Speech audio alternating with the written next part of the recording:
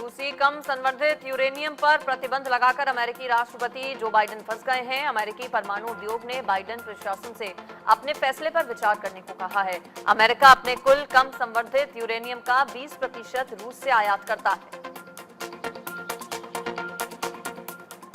Mexico Guatemala सीमा पर भूकंप के तेज झटके महसूस किए गए। भूकंप के झटके लगने से लोग दहशत में आ गए और अपने अपने घरों से बाहर निकल आए। रिक्टर स्केल पर भूकंप की तीव्रता 6.4 मापी गई। वहीं अभी तक किसी बड़े नुकसान की खबर नहीं, जो कि राहत की बात है।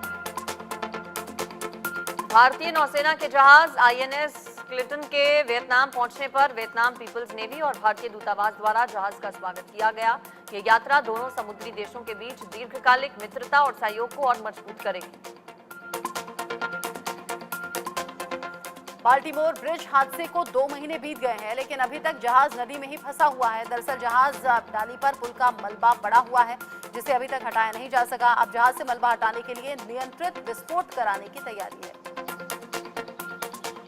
भारतीय नौसेना के 2 जहाज रविवार को आईएनएस शक्ति और आईएनएस दिल्ली मलेशिया के कोटा किनाबालू पहुंचे, जहां रॉयल मलेशियाई नौसेना और भारतीय उच्चायोग ने जहाजों का गर्मजोशी के साथ स्वागत किया। बताया गया कि इस दौरे में एसएमई सत्र, योग, खेल कार्यक्रम और क्रॉस डेक शामिल होंगे। भारत ने मालदीव को बड़ी राहत देते हुए $15 करोड़ का कर्ज लौटाने की समय सीमा बढ़ा दी है। विदेश मंत्री मूसा जमीन ने बताया कि भारत ने मालदीव को $20 करोड़ के कर्ज में से 15 करोड़ के कर्ज के पुनर्भुगतान की समय सीमा बढ़ाने की हरी झंडी दे दी है। न्यू जर्सी की रैली में डोनाल्ड ट्रंप ने अपने प्रतिद्वंदी और वर्तमान राष्ट्रपति जो बाइडेन पर जमकर निशाना साधा।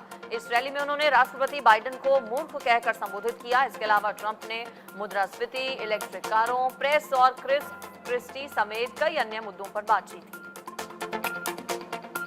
नेपाल के पर्वतारोही कामी रीता शेर्पा ने एवरेस्ट पर चढ़ने का अपना 28 बार का रिकॉर्ड तोड़ दिया है। वो विश्व की सबसे ऊंची चोटी पर 29 बार चढ़ने वाले विश्व के एकमात्र व्यक्ति बन गए हैं। अफगानिस्तान में बाढ़ के बाद हालात बेहद खराब हैं। बाढ़ प्रभावित इलाकों में राहत और बचाव कार्यों में परेशानियों का सामना करना पड़ रहा है। अधिकतर इलाकों में वाहनों का जाना संभव नहीं है। ऐसे में इन इलाकों में खाद्य सामग्री पहुंचाने के लिए गधों का इस्तेमाल किया जा रहा है। पाकिस्तान के खिलाफ पीओके के बाद अब बलूचिस्तान में भी विद्रोह की आग धधक रही है। बलूच नेता और